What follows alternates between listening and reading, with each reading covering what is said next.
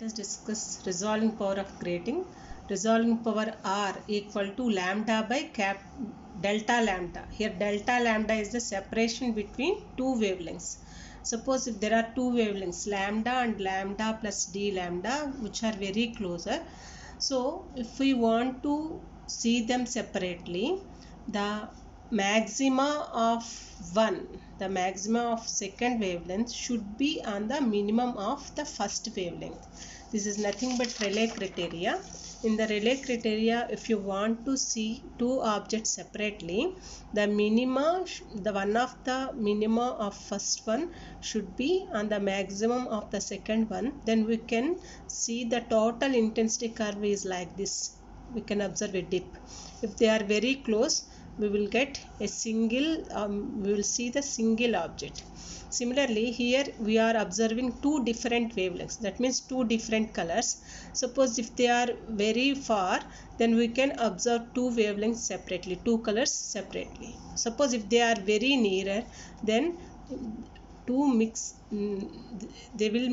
and we will observe a single line, single color line. So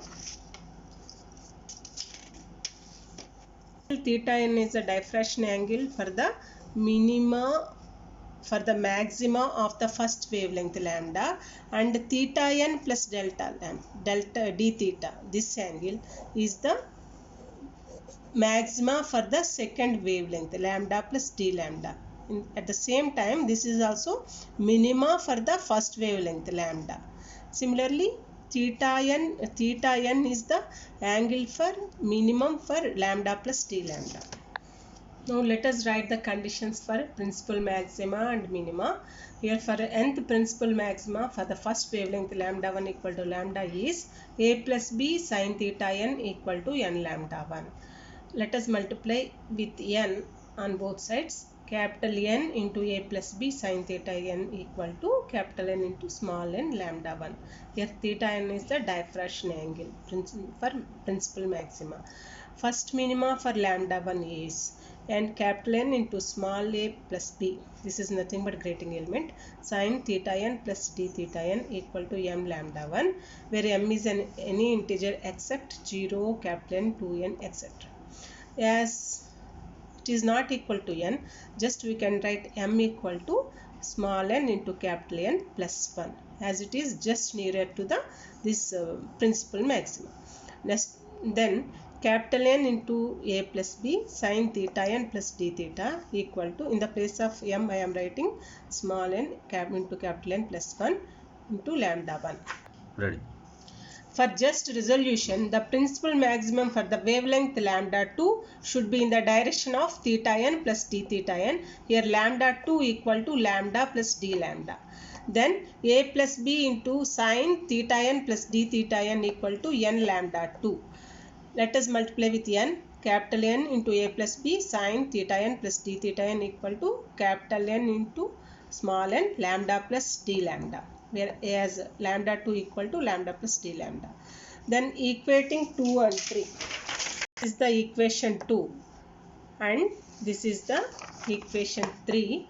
Then equating right sides, small capital N into small n plus 1 lambda 1 equal to capital N into small n lambda plus d lambda.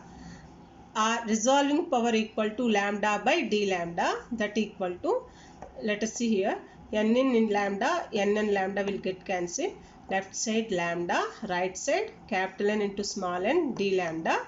So lambda by d lambda will equal to capital N into small n. So capital N small n is from this equation, from equation 1, a plus b sin theta n equal to n lambda 1. So small n, order of the order is a plus b sin theta n by lambda 1. So I am writing here, then capital N into a plus b by lambda sin theta n. Here capital N into a plus b is nothing but width of grating. Let us see how it is. Suppose if you take a grating, these are the opaque places. That means separation between the slits. This white place is the slit width. So This blue line is the separation between two slits. This is B. Slit width is A. Suppose there are three slits and three separations. Then the total width of this one grating is 3 into A plus B is nothing but width of grating. Here we have for grating n slits. So n into A plus B is nothing but width of grating.